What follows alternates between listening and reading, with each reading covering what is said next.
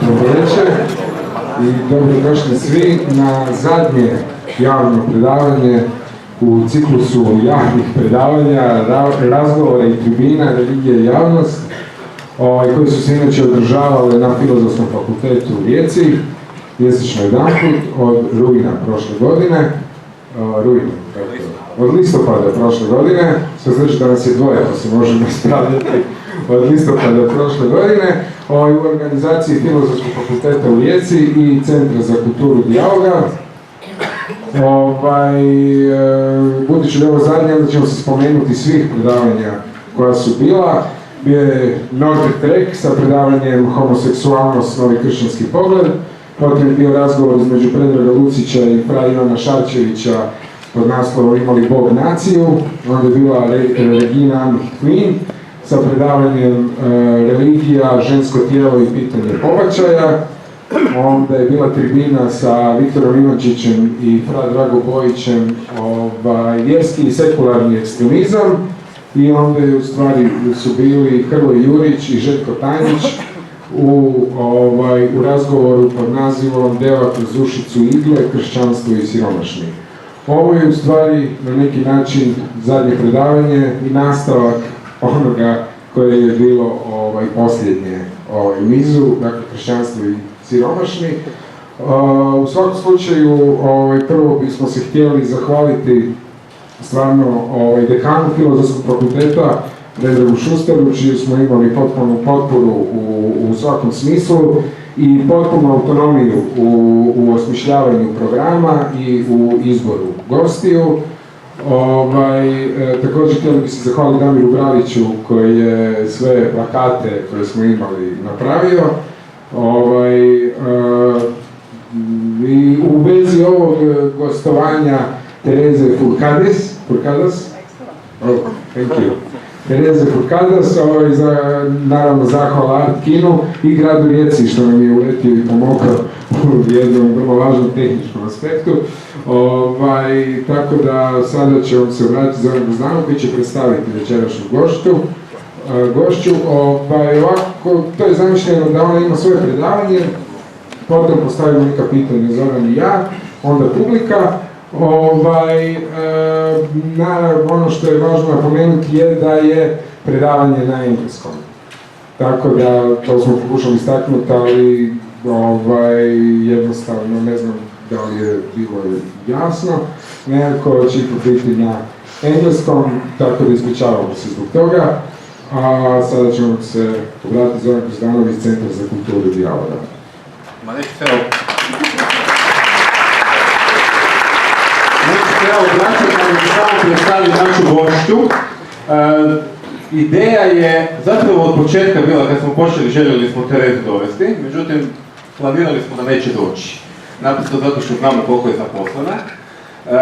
Međutim, pokušali smo, upoznao sam i prošle godine u Šibeniku na festivalu Fališ, gdje je došla, održala odlično predavanje i ogroman interes medija je imala, tako da smo je uputili poziv i ona je došla. Teresa Forcades po mnogo čemu vrlo specifična i nesvakidašnja časna sestra. Prije svega zbog toga što je u časno ušla sa 31 godinom. A drugo, a tome ćemo razgovarati poslije s njom, zbog toga što je zaista radikalna kritičarka kapitalizma i lijeva aktivistica, što je također vrlo zanimljivo i specifično.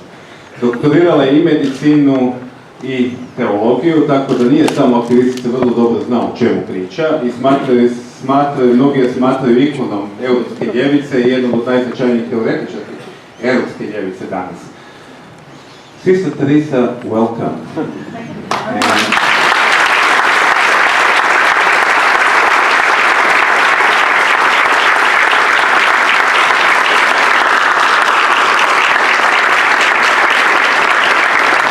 Thank you for coming. You flew from Dublin to Barcelona, from Barcelona to Zagreb.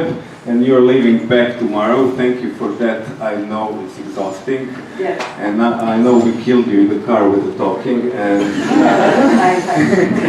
and now the stage is yours. 45 minutes is yours, and then afterwards we will speak.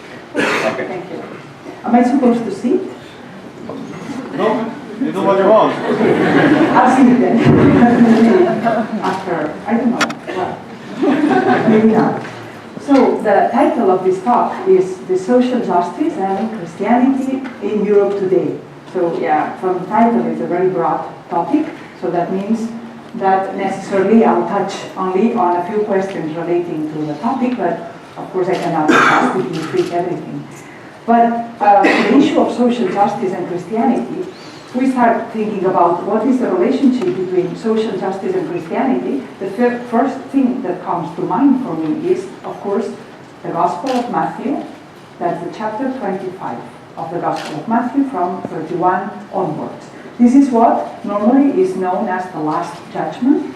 The title might be a bit scary, but what we find there is an astonishing affirmation that the Gospel puts in the lips of Jesus, where Jesus says, at the end of life, he's trying to convey to the disciples, to the people that are following, what it is that matters the most for God.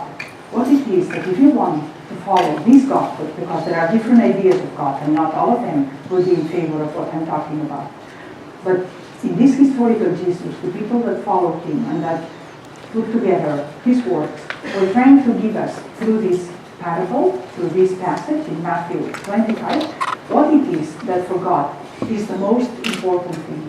What it is that the person that wants to follow God, that wants to fulfill this hope that God has for each man and each woman, what it is that should have at the forefront, at the core, at the heart of his or her doing.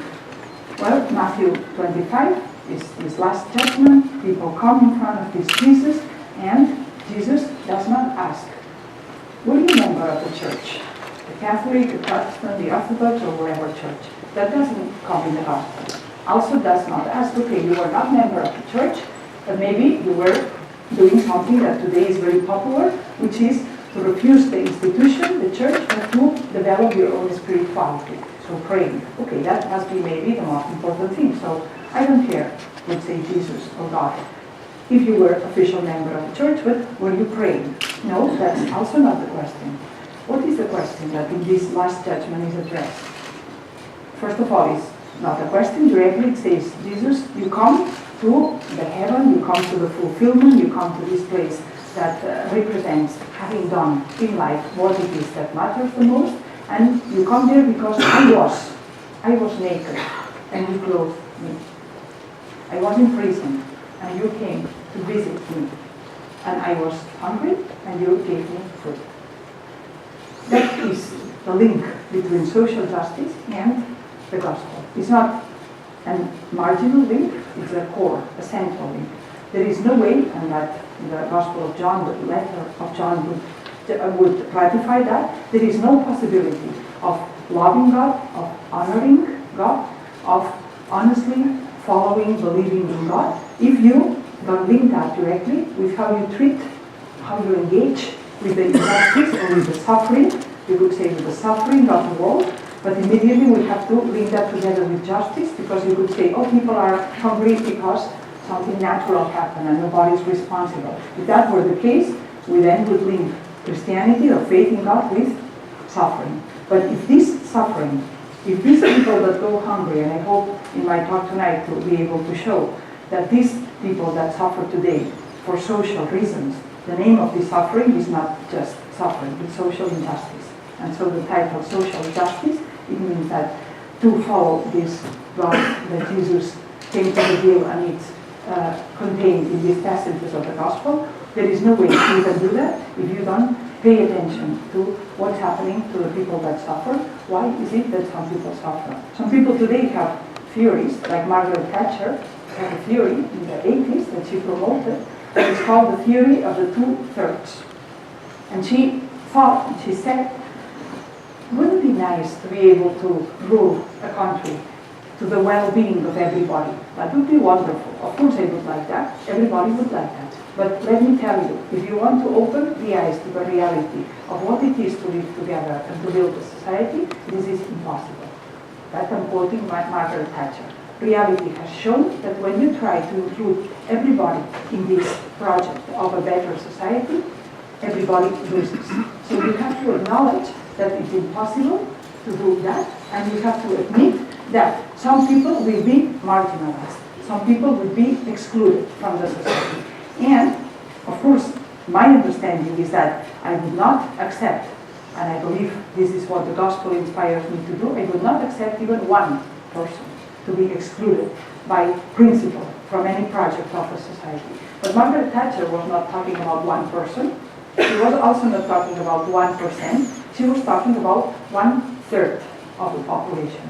And this that sounded in the 80s outrageous, at least to me and many other people, isn't that close to what we are living today? I don't know exactly the numbers for Croatia. The friends in the car have given me some hints, but I know the numbers for Spain, and I know the numbers for Catalonia, my country. 30% of people are in danger of social exclusion. 23, they say now, before it was 26, it varies a little, 26, it varies a little, are unemployed. And being unemployed in the society we have means you only have, how do we call this? Like money from the state for a very short period. So it leads directly to exclusion, and if more people are not excluded, it's because the family are holding together and are the parents, the grandparents are accepting home, the sons, daughters, adult people that cannot care for themselves anymore. It's a very dramatic situation that we are living, and one that probably you've known through the newspaper, the one in Spain and in Catalonia, of course in Greece, but I think in Croatia you are also suffering from this type of society that excludes. And some people think, okay, but this is because of the crisis, right? Now we have a crisis, and what we have to do is not to concentrate in trying to change the whole system, the capitalist system, because the problem is the crisis. So let us address the reasons of the crisis. Let us try to change that. Well, let me quote to you the report of one institution that I believe in Croatia probably has the same name, Caritas. That's well known, right? It deals with the poor. It's one of the most acknowledged institutions that do this type of work. In Spain, they have a foundation, a sociological foundation, that is very well known for its yearly reports, but even more known for the 7-yearly report. So every 7 years, it produces a report that summarizes the tendencies of the past cycle of 7 years. The last report of Caritas Spain was in November 2014, so a few months ago. It's very thick, it's 600 pages, a study of the poverty and exclusion in Spain on the last 7 years. The most striking item in this report for me was the following. The report said, of every 3 people in Spain that today are experiencing social exclusion, 2 of them entered the marginal space when Spain and the economy in Spain was at its best, when it was going well, when the sentence that our governors would use is España va bien, no? Spain goes well. Everything is wonderful. The GDP is growing, and all the macroeconomic indicators are best, and Spain is really showing to the world that now we can be leaders and we can be first, and we got finally and definitively away from all these dark years of dictatorship, and that's it. So in those years of triumphalism and economic wellness, according to the main indicators, the majority of people were starting to go into this situation of exclusion.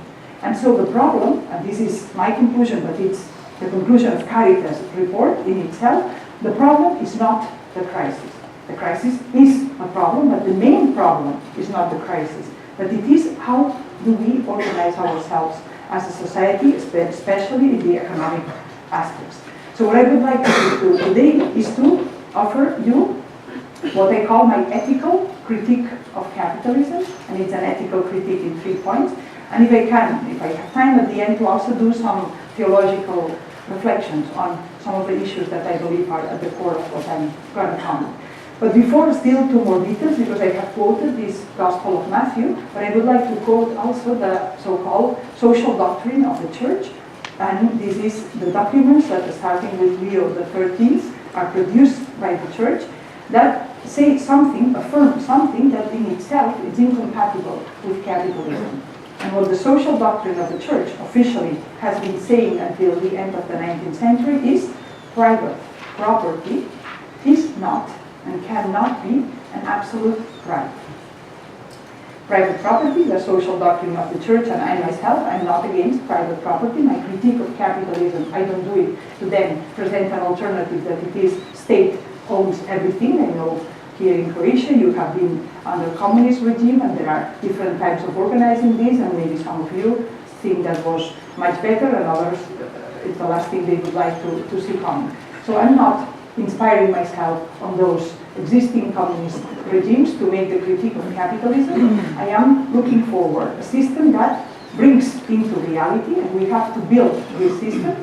A little bit they have started in Latin America, in Central America, when they talk about, they call it there, the Bolivarian socialism. And they call it like this because they try to bring to the fore that they are thinking of something new, socialism of the 21st century.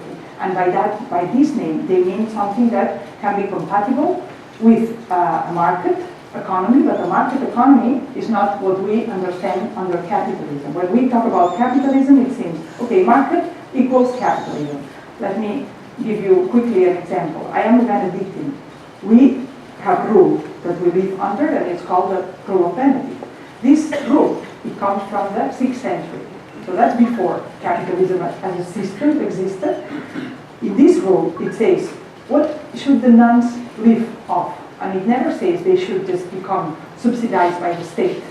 That doesn't say. It doesn't say the nuns should receive money from anybody. It says the nuns should earn their own living, right? And should do that according to what they think is best for them to do.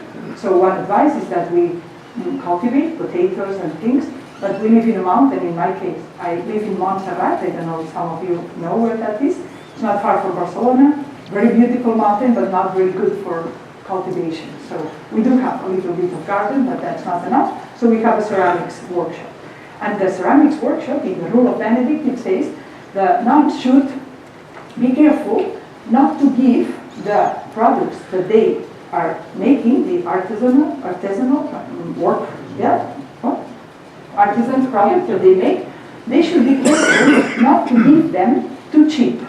That's what the rule says. What do you mean to give them too cheap? Well, what Benedict was reasoning is, and it's the truth until today, if you live together, if you have an enterprise together, you can be more competitive than others because you can reduce costs. If you do that, then you are in an unfair, according to Benedict, unfair way, becoming competitive towards others, and you can damage others. So the nuns should engage in their own economical activity. They should not wait from the state or from the organized church and from anybody to become money. They have to earn it, and earn it through what they think is best, and nobody has to tell them from a central plan what they have to do. But they don't have to rule themselves by something that I will say in my second part of the talk is also central to capitalism. Capitalism says you should organize the economical activity so that each individual person and each enterprise tries to make the most money.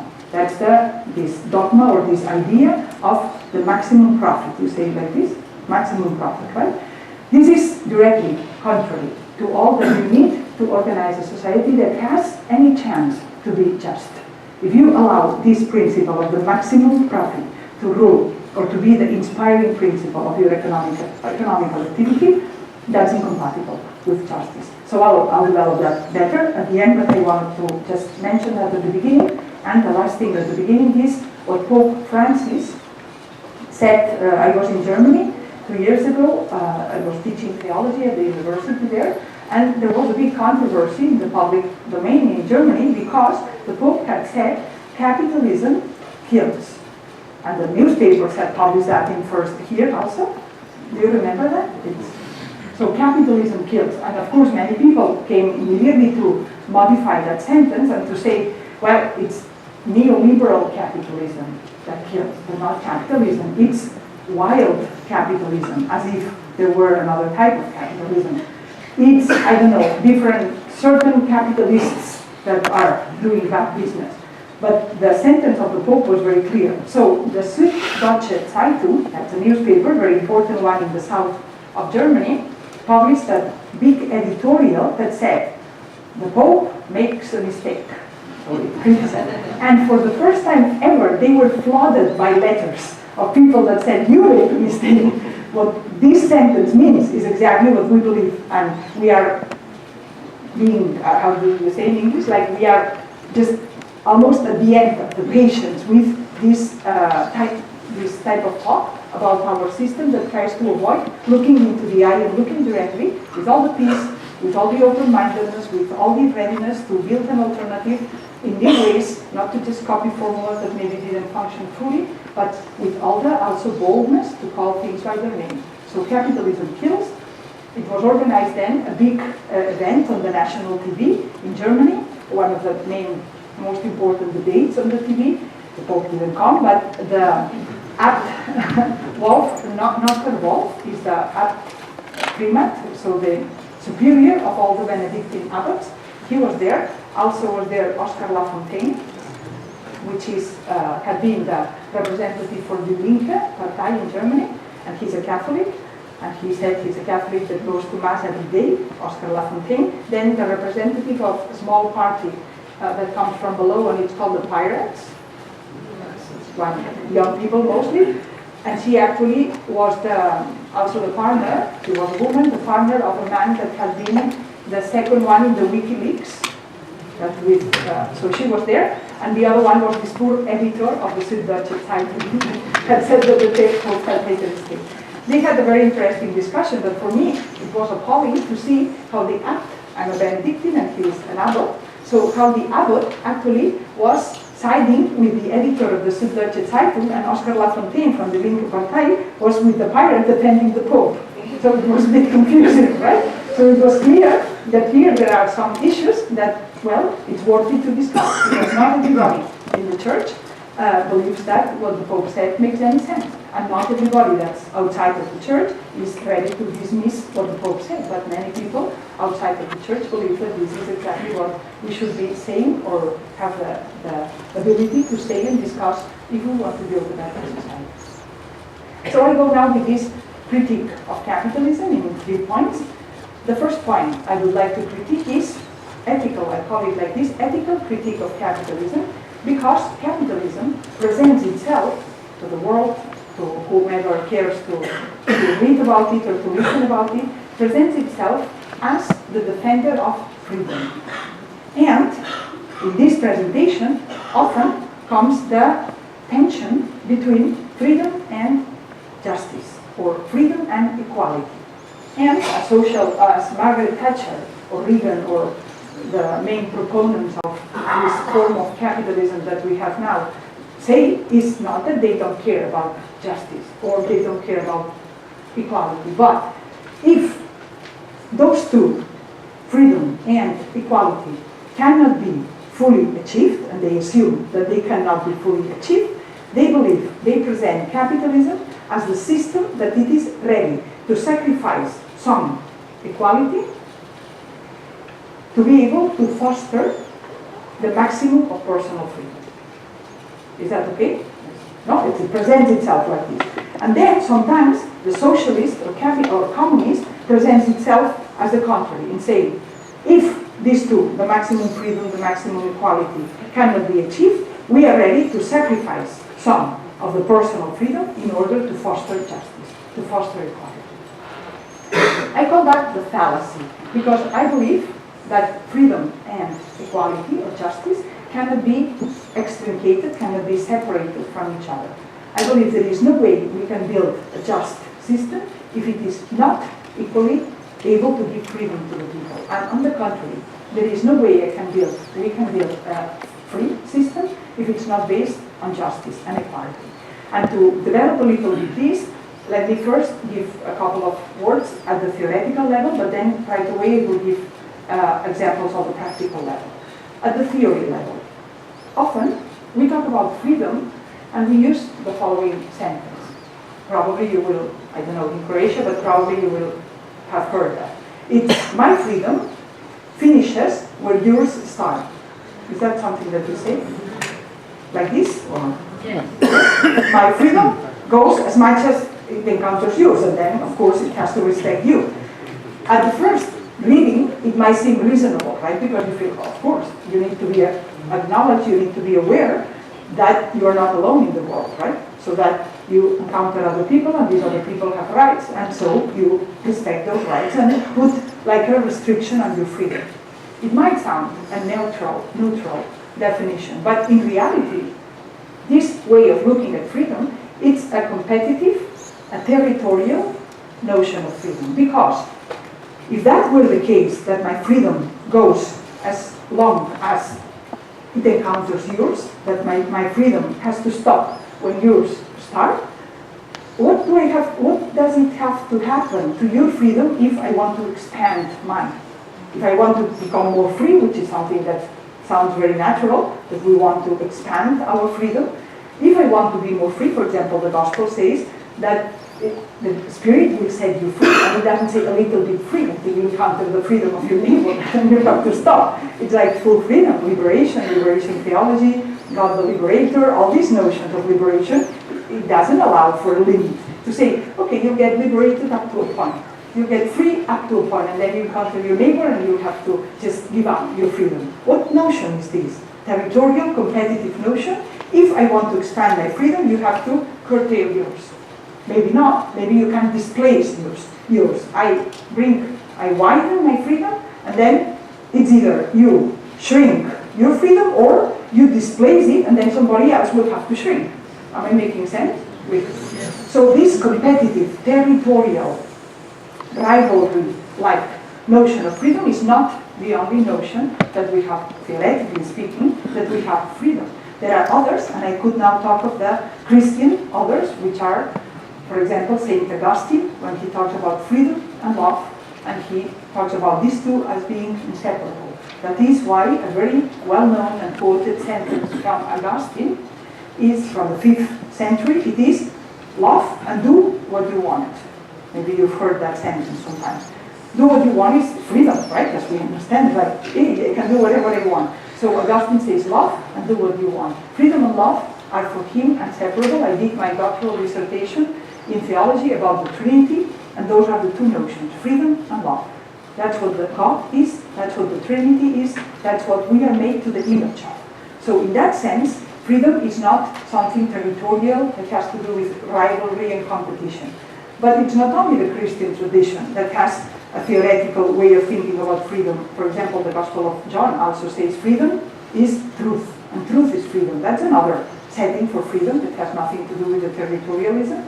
But as I said, it's not only the Christian tradition, it's also a political tradition, which is the anarchist tradition.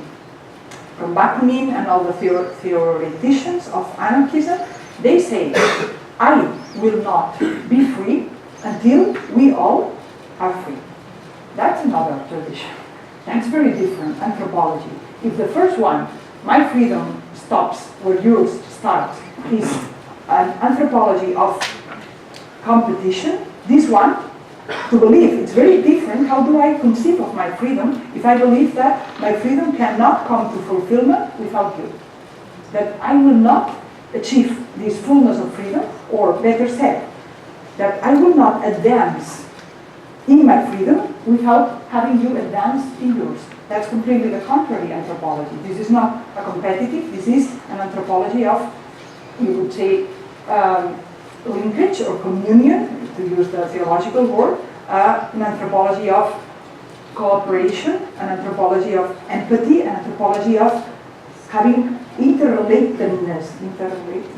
So we are interrelated. We are not separated and competing with each other.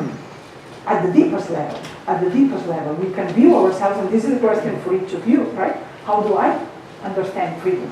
First of all, do I think I have freedom? Many people today think, okay, don't talk to me about that. I don't believe in this, right? We just are pre-programmed and we have no possibility to be free. maybe some of you here think like that. I don't think like this. But if you believe in freedom, then the question is, okay, what is freedom? What is freedom for me? Another person important in the political tradition has a definition of freedom that I would like to quote now, and she is Rosa Luxemburg, founder of the Communist Party in Germany, and a great thinker and philosopher as well. Rosa Luxemburg said, freedom is always the freedom of those who think differently. That's another definition of freedom, because that means that how do I know whether I'm free? Well, it depends on my capacity to interact positively with those who think differently. Some people don't have the capacity to do that. If somebody thinks differently, they just have to exclude that person. Or if they could, or in extreme cases, so they just eliminate that person. What does it mean to have a capacity to give space in your life, in your heart, in your mind, in the society, of course, to give a space for people who think differently than you do? Well, if you do that, or in the degree that you do that, you are free.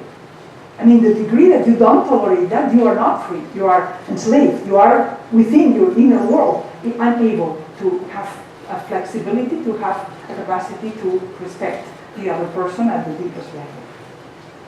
I said a little bit of theory, but now let me bring some examples that to me show very clearly why it's a fallacy, why it's untrue that capitalism and freedom don't come together, and why my critique is not, yes, okay, I grant this, capitalism and freedom, okay, but justice is important. No, that's not my critique. My critique is, I don't want to give up freedom, not at all.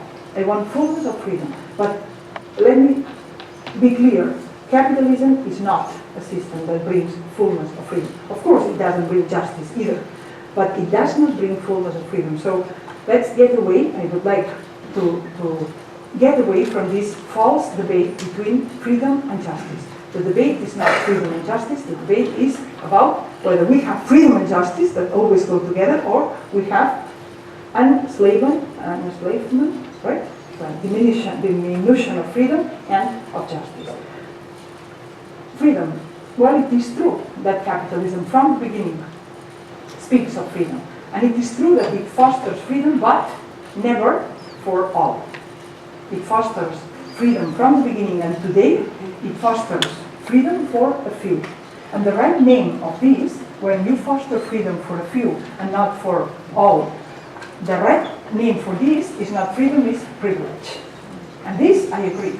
So capitalism is a system that fosters privilege, that gives more and more to a few the possibility to expand and to kind of appropriate even what in reality is part of the greater group, part of the greater community. From the beginning, but I'll go quick because otherwise I won't finish in the time, but from the beginning I'll be very quick to give you this idea that also together with the freedom of capitalism comes this idea that capitalism doesn't like to regulate. Capitalism because it wants freedom, right? So people who regulate are socialist, communists, they want to tell people what they have to do, they want to put rules, and they want to put all kinds of restrictions to what people want to do, to freedom, and that's why all these things I'm talking about. But capitalists, no, capitalists want that every person can be free and do what they believe they have to do, and the state has to be kept to a minimum. That's the legend. That's how sometimes capitalism presents itself. But this does not correspond to the historical reality of this economic system at the beginning of it, in its development, and especially today. But very briefly, to go quick, at the beginning of it, do you use one expression? Probably you know this expression for the some of these early periods of capitalism were known, or are until today known, under the title of protectionism, right? You say that it's protectionism. Okay, what happens under protectionism? You have a heavy regulation of the state, and without that, let me tell you, no capitalism would have been possible, without this stage of protectionism. But the protection is that you identify some industries as being of national interest. But they are not national industries, they are privately owned. They are of some people. But you say the steel or the cotton or certain industries, the iron, they are supposed to be of national interest, and then you pass some regulations that help them to develop. But this is the state is regulating. But it's not only that. What an irony that still today in the 21st century we still use this name protectionism to talk about the period where people like the woman that I will mention to you now, her name is Isabel, so Elizabeth. The German comes, Elizabeth 5 hours. That's her name. She's a Catalan. I am a Catalan from Catalonia. So she was a Catalan that lived in the second half of the 19th century, a syndicalist, unionist, and she was known as Elizabeth 5 hours because all her life she was fighting so that the children could work at least no more than 5 hours in the factories. That was happening because they were working at night and they were working 12 hours or more shifts. That was happening in that period where we still today use the word protectionism. To whom were we protecting under that name? How can it be that still in the 21st century we still repeat these words protectionism to describe the period of the economic history where the most of the people were at the highest unprotected. But still we call it protectionism. When whoever was protected was this very few minority. The workers, of course, did not have this maternity leave. What is this? They didn't have the insurance for the health. They didn't have any vacation, paid vacation. They didn't have any security in the workplace. They could be fired at any moment. So more or less like now we are moving towards a type of situation like this. But that was considered the normal situation. But if they wanted to organize, there were rules against this. They could be fired, they could be persecuted, they could be imprisoned if they tried to organize. So am I making myself clear with that? What I mean by the fact that regulation belongs to the development of this economic system, and it has belonged from the beginning. It's not true that capitalism, and now I will give the example for today, it's not true that capitalism has, on the one hand, the state, and on the other hand, the economic activity of the business people. It's from the beginning, it's like this. The state, and up to today, it's been activated, it's been organized, or it's been made function to serve the interest of certain business people, certain elite, or certain group of people. That, in protectionism, I think is very clear. Let me give you the example for today. The example I give from 2009, because I believe here in Croatia also you will know about it. This is, in 2009, the pandemic for the flu happened, right? This, you call it like this, pandemic flu? In Croatia, pandemic flu. At that time, I am a physician and I am a specialist in public health, so I did a video where I explained why the scientific data about this virus and this pandemic did not fit what the health authorities, including the World Health Association, the WHO, right, WHO, at the highest level in the planet, but also the national associations and all the authorities, the local authorities, they were speaking about a very grave, very severe, very dangerous pandemic. And the scientific data did not match what they were saying. So I did a video about that and was well known for this critique at the scientific level. But what I want to do now is not to repeat this critique of the science behind the alarm for the pandemic, but I want to make a political critique of what happened in this pandemic. In this pandemic, they told us that it was very dangerous, that millions of people could die. I don't believe this, I didn't believe at that moment, and you know very well that it didn't happen. But let's assume, for the sake of the argument, that that had been true. Very serious pandemic, highest alarm, that's level 6 of the WHO alarm worldwide. At the same time, the health authorities said, we have a vaccine, not at the beginning, if you remember, that took a few months to develop, but in autumn they were saying, we have a vaccine, and the vaccine works, so we have a huge problem, we have a solution. I didn't believe that either at that moment, and I wrote about it and many other people, but also now, for the sake of the argument, let's assume that it was true, that it was very serious pandemic, very serious infection, and it was true that the vaccine could avoid millions of people dying from the infection. Okay, now comes my critical point. In that situation, millions of people in the world about to die because of infection, and a vaccine that could save those lives. In that situation, the health authorities and the governments of the world granted to 4 pharmaceutical companies the patent of the vaccine. And those 4 pharmaceutical companies could not make up enough vaccine for all the population of the world. I remember that was very clear in Spain. I assume here also in September 2009, the newspaper said we might not have enough vaccine for everybody. You remember that? Happened here too. Well, of course, if you have 4 pharmaceutical companies, even if they are the biggest in the world, but does it make any sense? How come in the face of the highest, or one of the highest health crises worldwide, you are not activating, as a matter of course, activating all laboratories in the world that can produce this vaccine to produce the vaccine and avoid millions of people from dying? Do you see what I'm trying to, the point? That was not done. That was not done. That's what I mean when I say whoever made that decision, it's not putting the needs of the people and the well-being of the people. And we are not talking about having a few more euros or dollars at the end of the month. That's the life of millions of people. You are putting the interests of 4 of the companies that have the highest benefits of the world. You put the benefit, the economical benefit of these 4 countries before the life of millions of people. So that happened in 2009, but this is not the end of it, because these companies, you might think, okay, if they were offered such a deal, that would be the business of the whole century, to produce vaccine for the whole population of the world. And if you remember at the beginning, they said they will need to produce, or we will need to take twice the vaccine. You remember this? Then they said no, but at the beginning they said it will need to come in 2 doses. So imagine what that means for 4 companies. So you might think they must have given the vaccine at a very reasonable price, right? Cheaper than the normal vaccine. That's not the case. They gave the vaccine at a higher price than the normal vaccine. Who allowed them to do that? Well, how come the governments played with that? But this is not the end of it. Then they said, because we cannot produce enough vaccine for everybody, we cannot ensure that we'll be able to do that, we request that we are granted to change the formula of the vaccine.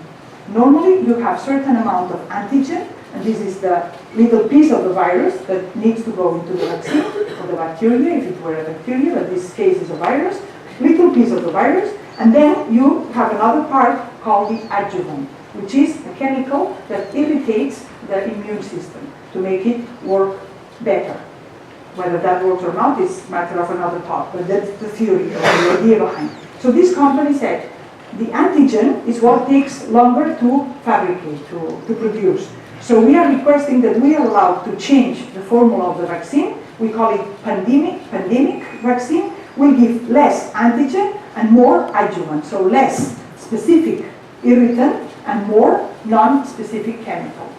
And the governments allowed that, the health authorities, like I said, health authorities allowed that. And then the pharmaceutical company said, but because we don't know this change, how it will affect the health of the people, now we request that the governments grant us that we will not be liable for any disease, any problem that happens if people get sick from that. This sounds like a terror story or something, but I'm at the end of this, but it's not a terror story, that happened. Except one government in the world, they all accepted this. The one government who said no is Poland. Poland, Eva Kopacz, was then the Minister of Health. And it's thanks to her that we know all this, because we are in a democracy, supposedly, and all these dealings were kept secret. We didn't know about that. I didn't know about that. I knew because Eva Kopacz, the Minister of Health of Poland, she said, went public, did it in the parliament, but then there was a video that you could see, and showed the paper and said, the pharmaceutical company, so-and-so, is trying that I sign in the name of the people this contract. I'm not going to do this. How can I do this? And relieve of all responsibility a company that's going to sell a product that's the first time that it's being produced like this and might hurt people. So thanks to her we knew, and Poland said no and didn't buy one single vaccine. Now we have all the information what happened with this vaccine. Did Poland have more infection than the other countries? No. Did it have less? Also no. So it had the same than the others. And did this vaccine cause some side effects? There are many studies that point to possible very serious side effects, but there is one acknowledged at the official level outcome of this operation. And the outcome was 800 children have an incurable disease because of that vaccine. And those 800 children have narcolepsy. Narcolepsy is a disease that you lose consciousness in a sudden way, and that can happen to you in the middle of the street, so you cannot cross the street alone because you could be in a dangerous position. You cannot swim alone, you cannot go up in the stair because you could fall immediately. But that's not only the problem. At night, these children sometimes wake up in what is known in medicine as a locked-in state. And a locked-in state means that you wake up, you have fully consciousness, but you cannot move any muscles. You cannot call your mother, you cannot do anything. That's terrifying for an adult. So imagine for a child. These children, 800. And I'm giving you the official numbers, but these children need to take anxiolytics, and they need to take antidepressants, and they need to be heavily medicated. And so our children that are basically, their lives have been destroyed by something that the governments of the world gave approval of, and that was an economical operation to our eyes. And the population look at this and think we are living in a system that is for freedom, and in a system that keeps the government separate from the business, and that we call capitalism. This didn't do it communist regulation, or it was not a communist regulation that did that. It was not a socialist. It was already well into what it was called the flourishing of this capitalism after the fall of the Berlin Wall, after 1989. No more this polarized world with two groups, but directly capitalism, neoliberal capitalism that was ruling supposedly with a separation between the state and regulations and the business, but in reality, in the medical field, that's the one I know the best, but in every other field, there is a heavy regulation. Capitalism has characterized itself by a heavy regulation, but a regulation that is not by chance. It's a regulation that's directed towards fostering certain interests. And another example of that is, of course, the immigration regulation. If you talk about market, one aspect of the market is the workers. And the workers, I already explained how at the beginning, and you all know, had no rights, and even there were regulations that punished the association and punished the demand for greater rights from the workers. That's regulations of the state, and the police and the repressive system of the state was being used to keep quiet this part of the market. So this is a regulated market, but regulated at the lowest level, or at one level, not at the other level. And today, with the example I gave you, and I could give you many more, for example, here in Croatia, have you heard about this hepatitis C medication, sudjelovali? Right? This is a medication that has come for hepatitis C, the viral infection, and every pill of the medication costs 700 euros. One pill of the medication. And you could say, oh, they invested a lot in producing it, so it's a lot, but what can we do? No, they didn't invest a lot in producing it. Have you heard about the report of Oxfam?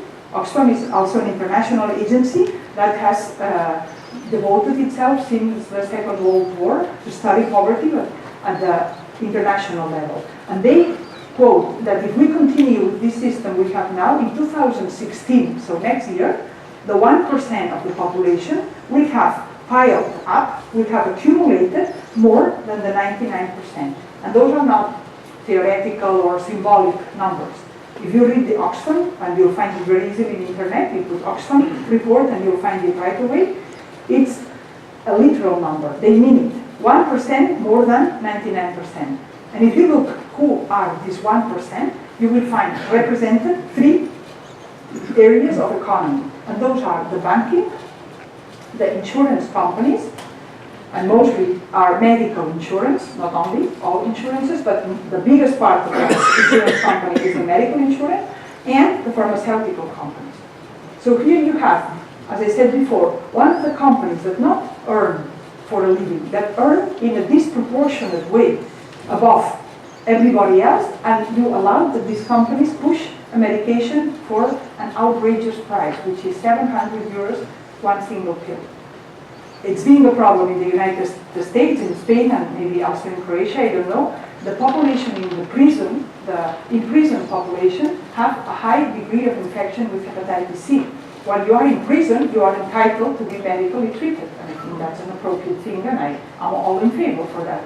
But now, if you have to give every prisoner that has hepatitis C a pill that costs 700 euros a day, then you have to, probably, these people won't have anything to eat if you don't rearrange the budget for the whole time they are in prison. It's bankrupting the budget, the social budget, because you introduce this expense that you have not planned for, and this expense is introduced because you have this type of relationship to these big businesses, that you put the regulations in favor of these businesses. How are we with time? Because you are showing me this, huh? Okay, so now I have to go very quick with the other three. All this was about this first critique. Second critique, I already mentioned a little bit before this, organizing the whole economy for the maximum profit. Okay, that seems reasonable. I don't think so. I believe that people that make a business want to make a profit, of course. I said already, the monastery, we have our ceramic shop, and we want at the end of the month to have a benefit, because that's why we do it. To gain some money, to be able to buy groceries, and to just buy whatever we need. That's no problem with that.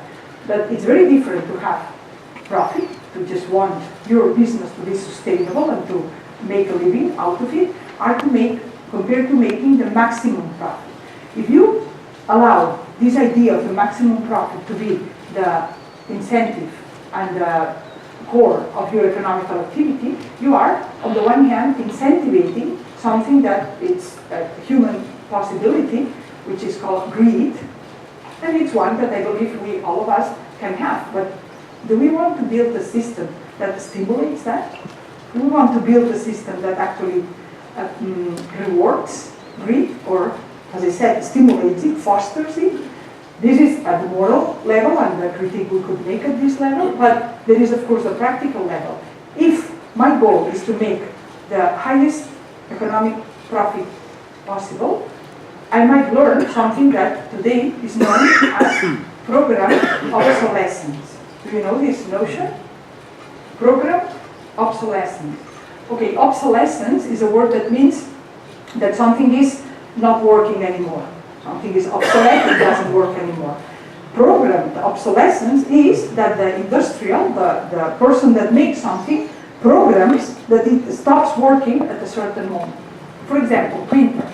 You buy a printer, you work with the printer, you have no problems, and suddenly, poof, it doesn't work anymore. But it has not fallen, it has nothing happened, it just stopped. You take it, bring it to the dealer, and say, okay, I would like to repair the printer. Oh, it will cost you more to repair it than to buy a new one. Have you heard that? This is, okay, that's absurd, because the whole carcass, well, if you hear that, you say, okay, so then keep it and give me a new one, right? Because it will cost most. But, of course, this, what they are throwing away, is going to Africa or whatever to make piles of garbage that we are piling in this planet, because we have a wonderful economic system based on this maximum profit. What happened to this printer, and this I'm quoting a research that came out a few years ago, is that they introduced a chip in the printer that says after 100,000 pages, stops printing. If somebody learned how to deactivate the chip, you deactivate it and it prints. Continues to print, no problem. You just have to change the ink, of course, but the printer, it doesn't stop working. That's not only the printers. How can it be that things that we make today break more easily than the ones that they did 100 years ago? It's the technique and all the progress and everything that we have gotten worse, or what's happening? It's because if you are in business and you believe that the incentive has to be the maximum economic profit, if you make something so good that it lasts, if you make a fridge that lasts 60 years, well, you gain less than if you make a fridge that in 10 years you need to repair and change it. So it makes no practical sense. But there is a worse issue here. When I was explaining this thing about the maximum gain, or making my reflections about the critique in Valladolid, in Spain, somebody who came to the talk is a friend of mine who is the dean of the economics school. And the dean, when he heard me talk about the maximum profit, said, Teresa, you are outdated. I said, okay, so you are outdated, because today in the economy schools, we don't talk about the maximum profit. And I said, okay, so what do you talk about? And he said, we talk about the cost of opportunity. And this notion, cost of opportunity, and I said, but I don't believe that you are not telling people they should earn the most. He said, no, of course, we are doing that. But the problem with the maximum profit is How do you know you have achieved it? In other words, you are a stakeholder, right? You want your CEO, the chief or the director, whatever of your business, you want to control if he or she did well at the end of the year. And you are going to ask this person to show you the numbers, right? And everybody can show numbers that show either profit or loss. If you have entered more than you have given up, so this is profit. On the contrary, this is loss. Okay, this is easy enough. Huh? But let's say you got profit. How do you know you got the maximum profit? If your goal in economic activity is to achieve the maximum profit, well, you want to quantify this. You want to know it. Because otherwise, how do you know whether the CEO has done well or not? Okay, yes, profit, but was it the maximum or not? In order to quantify this, the economic school today teaches the cost of opportunity. And what is the cost of opportunity? Any stakeholder of a capitalist enterprise today has the right to demand from the CEO that at the end of the year, it demonstrates that it has made a profit for that company that is equal or superior to the profit that would have made in case that the factory of that company, instead of being in Rijeka, was in Bangladesh. That's the cost of opportunity. Bangladesh, Vietnam, or whatever country in the world has the minimum workers' rights or the minimum environmental rights. So if you go to a country, you put the factory there, and the workers have no right, no benefits, right? So that they don't get paid vacation, they don't get maternity leave, they don't get all these things that we consider that are achievements that want to be taken away from us, that they are taken away with this precariat in Europe. If you move your factory to that country, and also that country happens to be a country where you don't have to compensate for the damage done to the environment, so the minimum of workers' benefits and the minimum of environmental law, then of course you're going to produce much cheaper products. But if your clients are in Rijeka, it might not be very logical that you take your factory to Bangladesh, because then you have to take your products back to Rijeka, and maybe this will not compensate. But these numbers, today, you have to make. And if you make the numbers, and even if your clients are in Rijeka, it's economically more beneficial to bring your factory to Bangladesh, you have to bring your factory to Bangladesh. That's what the cost of opportunity means. That's outrageous. This is a system that is emphasizing, that is stimulating the worst form of competitivity. Because if Vietnam realizes that the factories are going to Bangladesh because they have less benefit for the workers, then Vietnam will try to lower the benefits for the workers to get economic activity to go to Vietnam. And it is a competition in the worst type of competition that happens here. So that's why this is my second ethical critique to capitalism, and why I'm against capitalism, because it bases the economic activity in something that actually is called greed, and we should not be stimulating anybody. It's unpractical because it produces programmed obsolescence and piles of garbage, and it's something that it brings societies into a loop of losing benefits for the environment, for the people, for the workers. And the last one I'll give you an example. Capitalism is an economic system in which a person can actually hire another person, and with the work of this person I might earn 1,000 euros, and I might pay that person 1 euro. That happens. That's possible in capitalism. I was called to give a talk to business people in Catalonia once, and there were 600 of them, and I said this, and nobody said, no, we don't consider that good in capitalism. If you do that, they will say, good, you are a smart capitalist person. And they will say, probably, next year, let's try to obtain 2,000 and to pay half euro, and see if you can achieve this. This, I'm not making up, this 1,001, I'm taking the example from something that happened to me in 2004. In 2004, I was, as a translator, in a Benedictines meeting in Rome. It was meeting the abbots, Benedictine abbots of the world. They met in Rome, they meet every 4 years, and I was there as a translator. And one of the persons that spoke to the abbots was an ex-director of the Deutsche Bank. Why he came is because he was personal friend of this Abu that I told you was in the German program. Like, so, not Croatia. So he was friends from school, and he had invited this man to give an update about economy to the adults. Okay, so the man started talking, and I was translating. At a given moment, this man said, some people criticize us capitalists because they say that we are not ethical.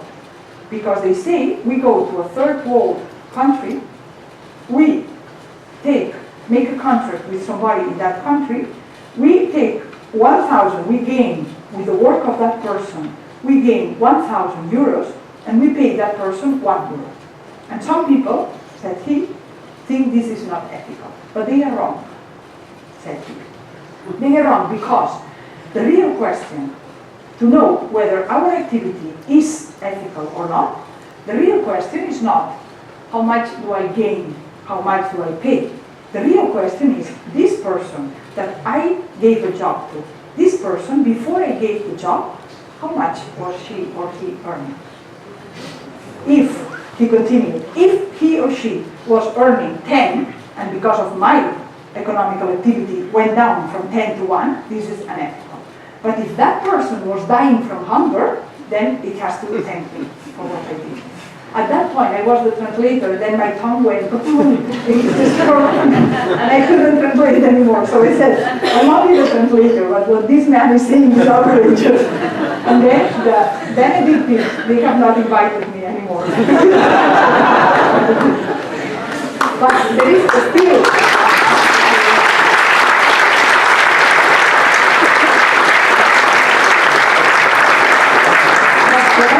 criticizing, and I'll be short, Zoran, I'm finishing.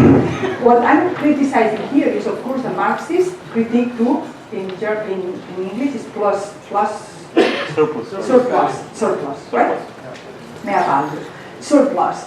That's a Marxist critique, but it's not only a critique of quantitative. So the problem is not only, okay, 1,000, everybody, most people, at least, that you will say, with your work, I'm gonna earn 1,000, and to you, I'm going to pay 1. Most people say, come on, this is exploitation, right?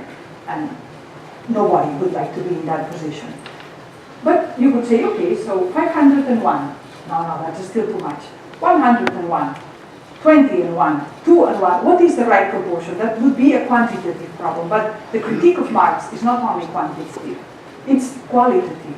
The reflection is as follows. I have said already that I'm not against private property. I'm against private property as an absolute right that allows somebody to accumulate what he or she doesn't need while somebody is dying from hunger next to that person. So I'm not against. If I were to own this glass, which belongs to the theater, if I were to own this, I think I can sell it and buy it and do all kinds of business with the glass. With my clothes, with anything that I own. I don't have a problem with the market, I have already said it in itself. But my capacity of working is not an object that I own. My capacity of working is inseparable of my dignity. Not in the sense that if you cannot work, you have no dignity.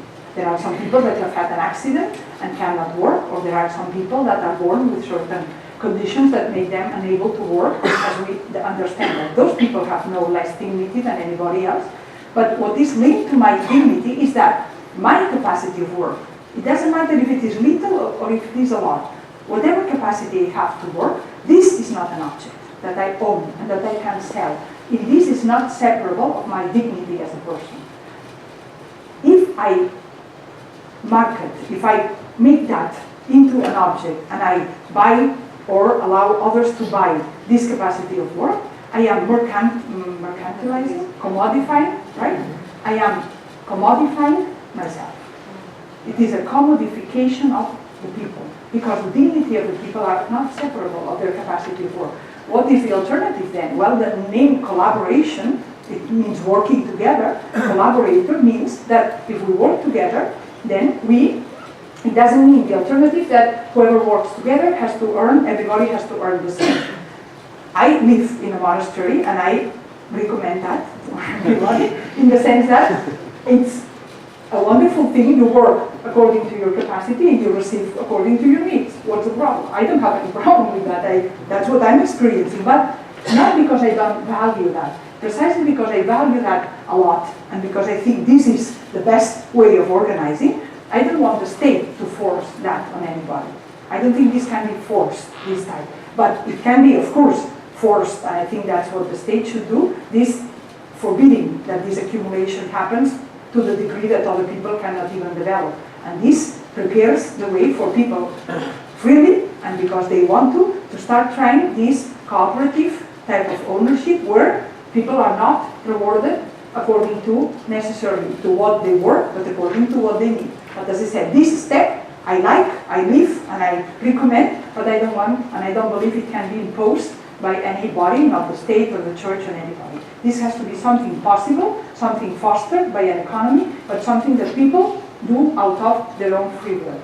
But as I said, when you cooperate, it doesn't mean everybody has to earn the same. If you work 8 hours and I work 4, so you can get double and I can get a half. If you have more children and I less, we can also make an arrangement and arrange it differently. If you need more, there are many possibilities of organizing. What I'm talking about is basically this fostering these cooperatives, we call it, right? Cooperatives type of basic, as the basic unit of production. And this, there are some experiences in the world about this. There are some that have worked, even within the greater economy of capitalism. There are some that have been less successful. But now I'm trying to get at the bottom of what it means to be selling your working capacity and how different it is when you, in the business that you are part of, also take part on the decision making. Also take part on the responsibility, and how important it is, and we have to move towards this society. I would like to see that, this economical organization, to the rhythm that each society allows, and we have to do it in a way that basically doesn't cost then how do you call this? Flashback, or right? That it flashes back and then we go back again. But this as a horizon of the working level or the economic activity, my understanding is we have to always place in this horizon something that is not contradictory with our dignity as human beings. It cannot be that you have to live your dignity out 8 hours a day to work, and then you pick it up and try to live the rest of it as a full human being.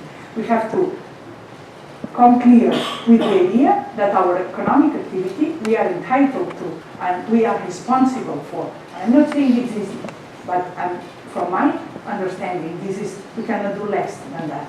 To think, to try, to organize, to be responsible, to take responsibility, and to not to allow anybody, not Margaret Thatcher or not Reagan or anybody else, to tell us that this is not possible.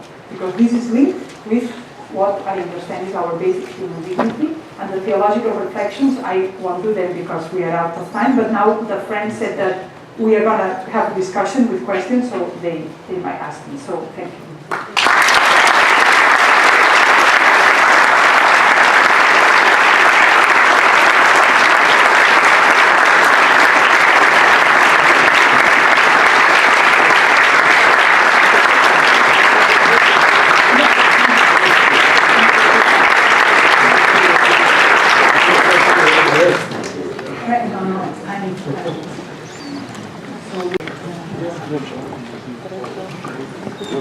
Šta radiš? Hoćeš? I think it's working.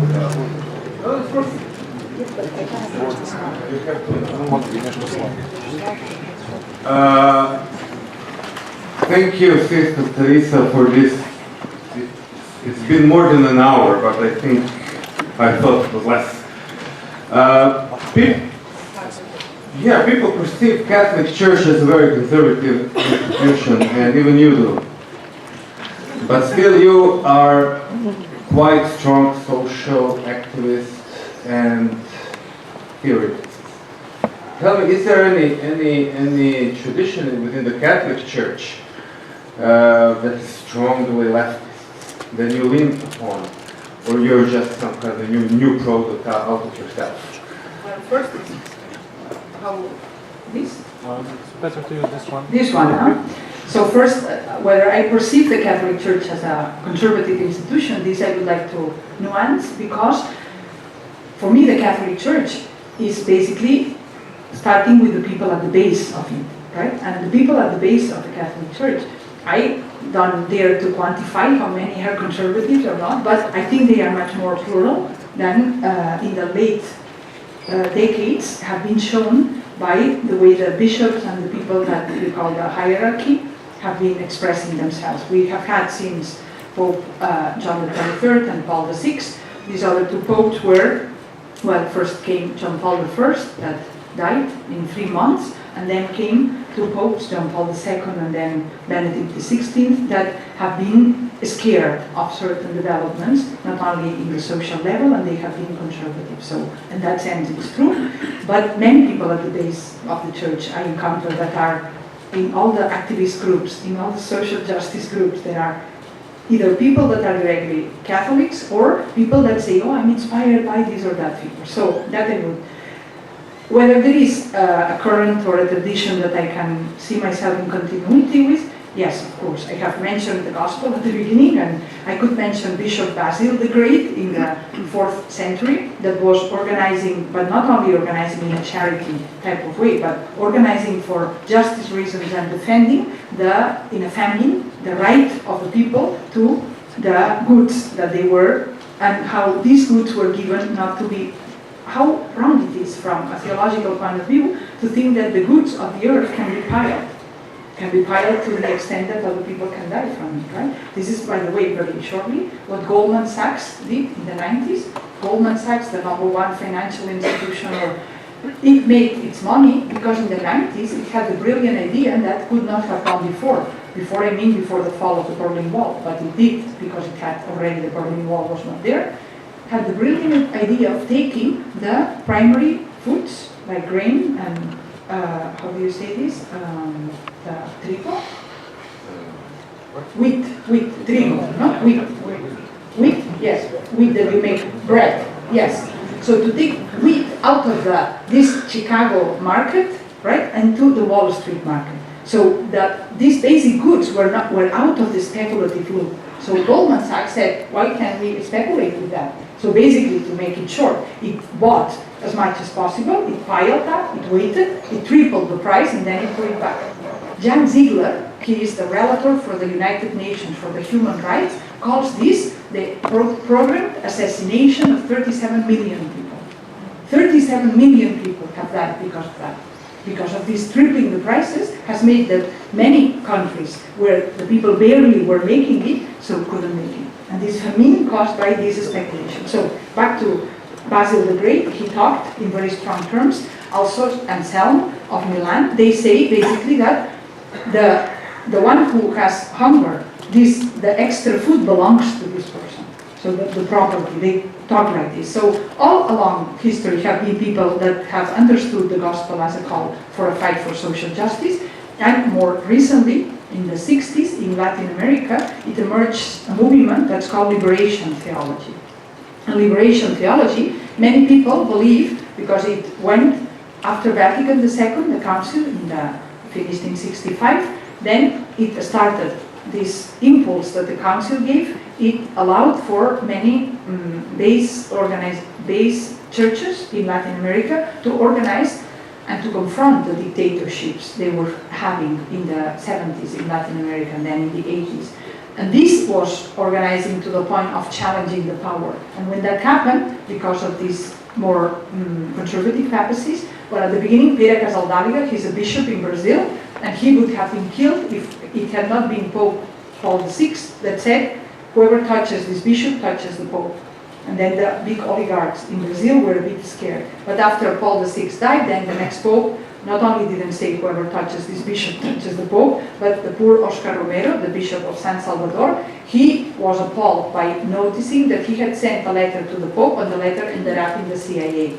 And he was killed and assassinated. So, a long story. But these people exist. I was in Guatemala a few years ago, and I was also astonished to learn what I had no clue. In the 80s in Guatemala, thousands of people, Christian-based people, have been killed for opposing the dictatorship. And you go there, and the communities are very poor people, and they say, yes, hermanita, porque, yes, sister, because this is, the gospel tells us we don't have to be afraid, and we have to fight against injustice. My mother was killed, my father too, my 3 sisters, everybody.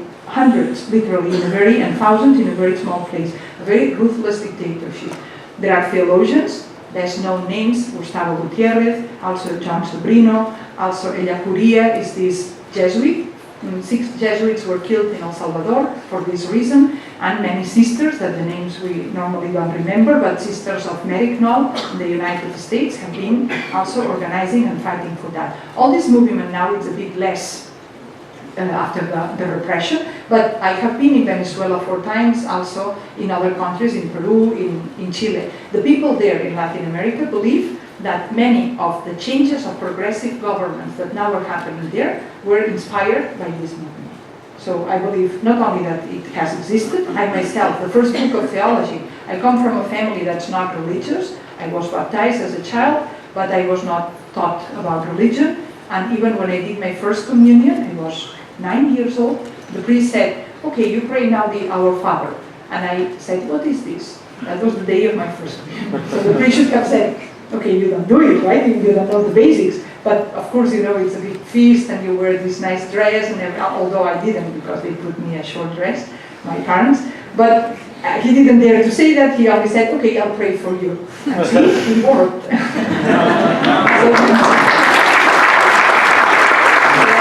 I think it's only because then, when I was 15 years old, in my case it was like this, when I was 15 years old, I read for the first time the Gospels, and I was astonished.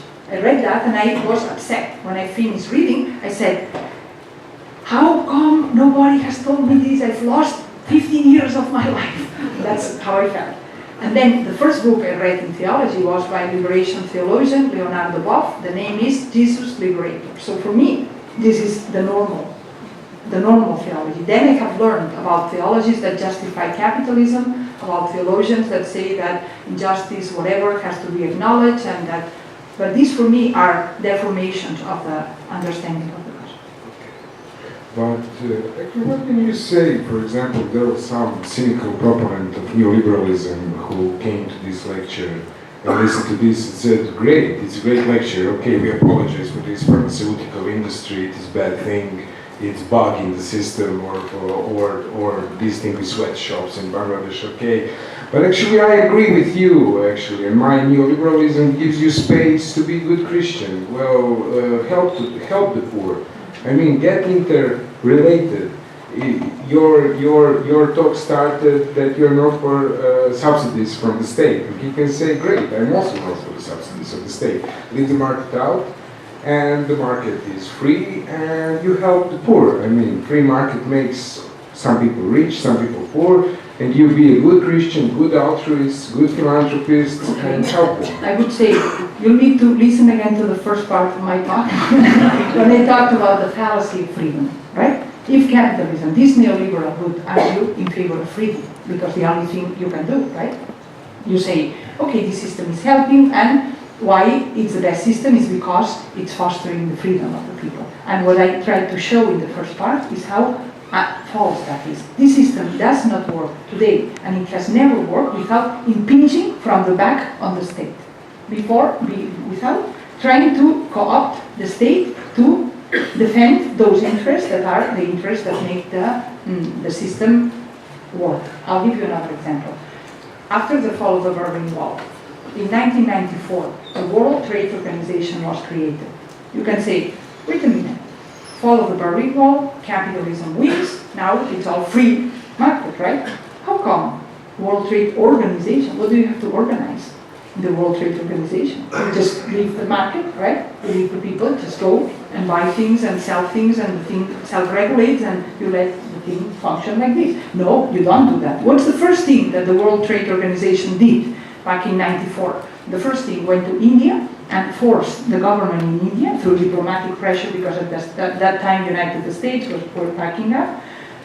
What it did is force the government of India to recall a law that India had passed in 1972. And the law was, in our country, when we have a health emergency, we will allow ourselves to produce the medication that we need to curtail this emergency in a generic form, even if those medications are protected by a patent in the north. And they recall this law. number one, you are curtailing the freedom that you are talking about. What are the patents? Why do you want patents? Patents are a regulatory measure that the pharmaceutical industry, one of the biggest of this system, could not function without. And they also get exemptions from the state. So this is against these ideas of liberalism, right? Well, it depends. But no, but I was thinking no, because there is the other question actually following this one, which is based. So you think that actually? But then 1 second, just to finish that, because it's very important for me. That's a key point, right? That I put at the first, because this fallacy of freedom. I insist a lot about this. The TTIP, you call it like this here, the Transatlantic Trade and Investment Partnership, right? Yeah. This is being pushed, and this is the brother, the sister, the companion of another one, multilateral agreement, investment. So this is nothing new, right? This is the direction this capitalist economy has been going for many years.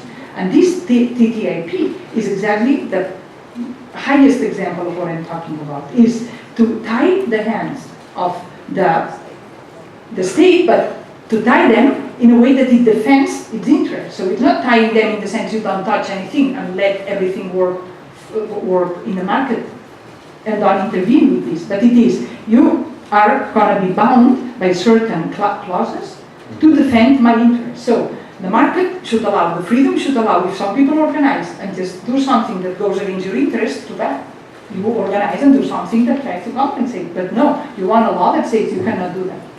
This will be bad, this will be persecuted. And if I do it, you won't. For example, the immigration, the rules for immigration are tightened, are worsening. If you have all this capital, globalization moving, the people should be moving also. To follow this and to get a chance to compensate or to have the offer and the demand and all. No, it's on the contrary. You are putting more regulation, you are avoiding people to reunite with the family, and those are rules. And these rules are not by chance. That's what I'm trying to say. These rules are thought out in, for example, this TTIP includes a clause where this business will be checking out the legislation that comes from the European Parliament before this legislation is approved, to see if it's tailored or not to their advantage. So that's what I wanted to, I could give more examples, but I don't want to. But this point is for me the main point that I would answer somebody that comes saying, oh, that's what's the problem. It's like it's false. It's not an honest system. If you come and say liberalism at Margaret Thatcher, right? It's a system that's going to leave all these people out, but I'm sorry, it's the best that we have. I don't like this. But but actually the question was, well, why don't you organize and help these people?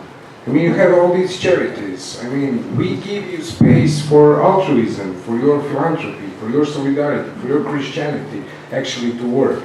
I mean, give the people food, give them money to go to the hospital, help to the immigrants, leave the state out. Well, in my also intervention, I try to make the point how you are appropriating something that doesn't belong to you. From a theological point of view, as if you say, okay, I'm getting all this from you, right? I'm taking from you, I'm leaving you naked. And then say, okay, I'm going to give her the opportunity to clothe you. It's like, okay, thank you, but you know what, this is my clothes, so you're giving that to me. It's that simple at that level, right? That's the world inverted, right?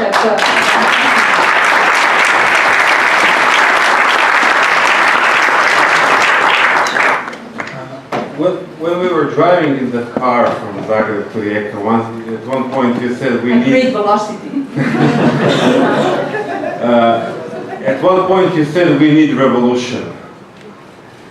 Is the revolution something that is possible? Because we see all around Europe, Podemos is doing good in Spain, Syriza won the elections in Greece, and the poorest country after them is Croatia in EU, and we don't have anything like that, basically nothing. So why do I talk about revolution? Is because to contrast that with reform, right? To think what we need is a reform of the present system so that it becomes more humane or it avoids these extreme things. Well, I don't think it's reformable because I think the flaws are fundamental.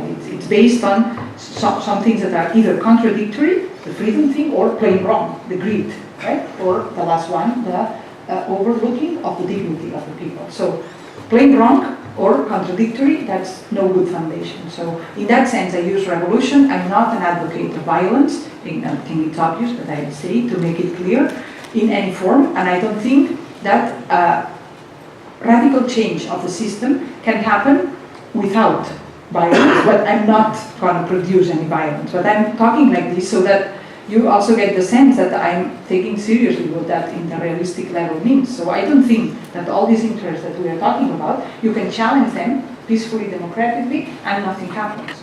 But I'm all for challenging them. I'm not for challenging them in a violent way at all. And if we do it, and we do it only in one country, well, probably it won't go very well, right? But why should we do it only in one country, right? We could now, because of this Greece thing, Croatia maybe, in Spain, Catalonia, if it becomes independent, could be part of a movement that if we gather some momentum at more international level, then the thing will have some opportunity to succeed. If we keep it in one country, I think this is not possible, more than testimonial, and well, we have to be motivated to do that as well. Huh? But so revolution, I use it in this way, and I consider that, as I said, a possibility if we unite. But when we are speaking now just about international revolution and revolution in one country, then we can also open another topic that we didn't talk about, but you are very involved in Catalan independence, in secession of Catalonia. So actually, the thing is, somehow the project of the EU was the idea behind it. It became the product because of free economy and everything, but the project was invented somehow to diminish the European nationalities that caused many bad things and wars and everything. So actually, your movement is pretty nationalistic in the way of making Catalonia independent. So how it goes, this nationalism with your left attitude? Okay, so here I would like, or I need to immediately distinguish from, and this seems very simple, said like this, but I'll explain it, this good nationalism and bad nationalism. So I don't advocate nationalism in general as a good concept by itself, because I am aware of what's called exclusivistic or exclusionary, right? Chauvinistic, exclusionary. So nationalism understood as this we us, according to blood lines, according to separating the people, according to what's your last name and what's your pedigree and who were your grandparents and great-grandparents and everything, and trying to defend some kind of a specificity for this group that doesn't belong to others, or to try to think that we are better than the others. That would be chauvinism. All this I want nothing to do with, right?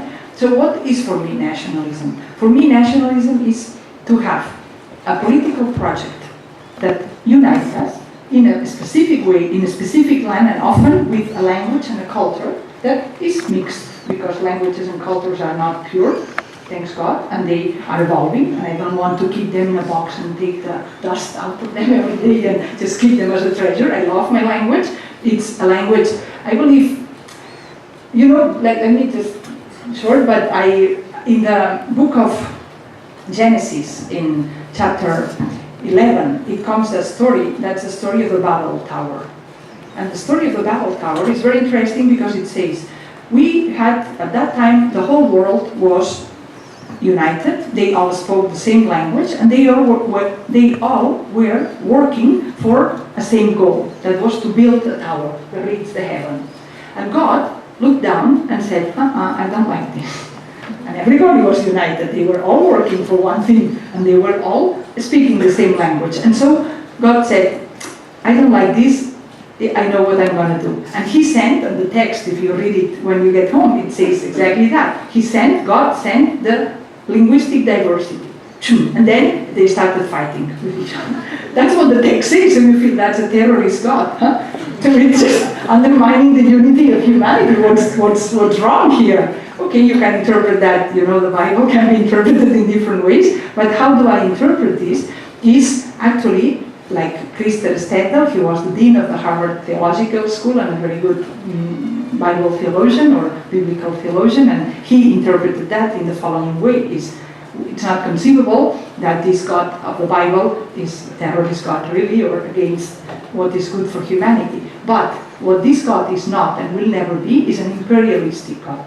This unity that was described in Genesis 11 is the unity of uniformity that has nothing to do with the unity in communion of the Trinity. We need unity in diversity. Diversity is an essential part of unity, understood as God understands, as communion. That's the Trinity, my big topic, right?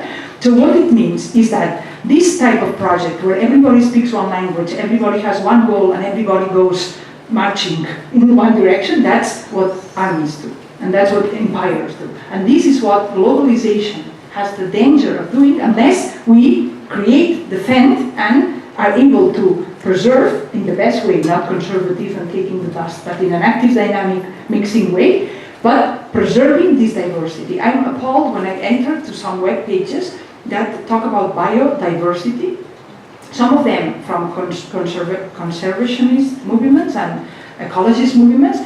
You read there and they say, okay, by the time you were reading this text, 1,000 species have been lost in the world. And they are like, you become shocked, right? Because it's like, maybe they have species of mosquitoes in a cavern, in something that it's not relevant. But I'm scared by that because as a physician, I know how this genetic diversity is basically the treasure of innovation in biology and of future. So what I believe at the biological level, I believe also at the cultural level.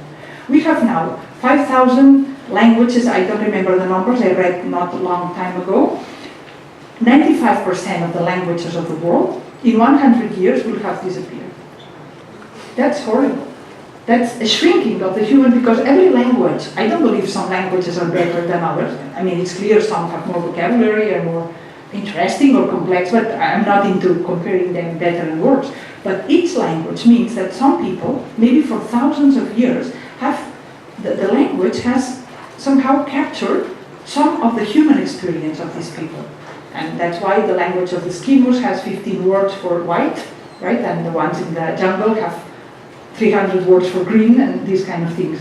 So many people have fought each other, have loved each other, have insulted each other, and have respected each other in those words, and have passed them to you, right? So I became an inheritor of this tradition that I don't want, as I said, to fossilize or fetishize or something, but I'm responsible for that. And if I, with my activity and also at the political level, let that's lost, and then we end up speaking all English, like now we are doing, or speaking all Chinese, or I don't know what, this would be a great impoverishment of the world. So my idea of nationalism, or why I foster this independence, is because I believe, well, just briefly, but you know, in the Ayurvedic medicine, that's the medical tradition of India, they talk about these 7 chakras, which are 7 spots in the body that concentrate especially the energy and the coordination of the body, and that modern medicine is very interesting to identify these 7 chakras with the 7 hormone glands that regulate the body, right? So of those chakras in this ancient form of medicine, the first one is the tribal one. It's the one that corresponds to this idea of needing a tribe, a place to be. That's very dangerous, right? That's exactly what they were talking about. We want to avoid in Europe, and here you have, you know very well, right? What that can be, this type of fighting and closing communities and expelling the others and ethnical cleansing and all these things, right? So this is, of course, in itself nothing positive. But this, according to this ancient medicine, only when the person is flourishing as such is when each of these chakras is connecting to the one that's above. So what I'm trying to say by that, this one would be connecting with the number 7, the 1, the 2 with the number 6 is this intuition or third eye, and then the 4th, which is the one in the middle, the heart is the one that goes alone, the 3rd goes with 5th. So this one is, you have to be rooted as a person. So you have to be open that the maximum, the number 7 is the spirituality at its universalist. So of course I consider a human being as somebody that treats every other human being as an equal. Of course I cannot think otherwise. So that this tribalism is contrary to that. But tribalism, we mean aggressiveness with this fostering of one identity. I don't like identitary nationalism. I don't like identitary independence. It makes no sense to me. But I like, and I acknowledge that I love these hills of Catalonia more than any others. Because that's where I was born. And this love, I think it's not to be dismissed. And it's good to take into account. And it's good to make place for for it in a non-exclusionary way, in a non-chauvinistic, non-identitarian, and it's good to help people to have common projects that are not along family lines, that are along political will. So if these people in Catalonia have a political will to build something together, I think that's an enrichment not only for us, but for the world. And this is something that we build together, you are invited to come. Anybody? That's all I want to say.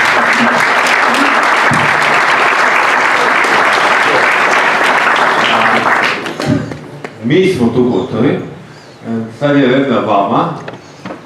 Razgovaramo na engleskom, nažalost, moram se ispričati, zaista. Bilo je plan da ona dostavi predavanje prije, da mi to prevedemo, ko ne razumije neka ima pred sobom ili da imamo titlove gore. Međutim, željela iz bilježaka govoriti, a simultani prijevod je preskupa, sumnjam da bi neke korporacije donirale hrvatske simultane prijevode. Tako da, ako želite postaviti pitanje, tu kruže sa ovim mikrofonima. Ne znate engleski, postavite pitanje na hrvatskom, mi ćemo i prevesti, tako da, a nadam se da ćete razumjeti odgovor. Evo, tamo je neko. I guess it is, oh, it works, okay.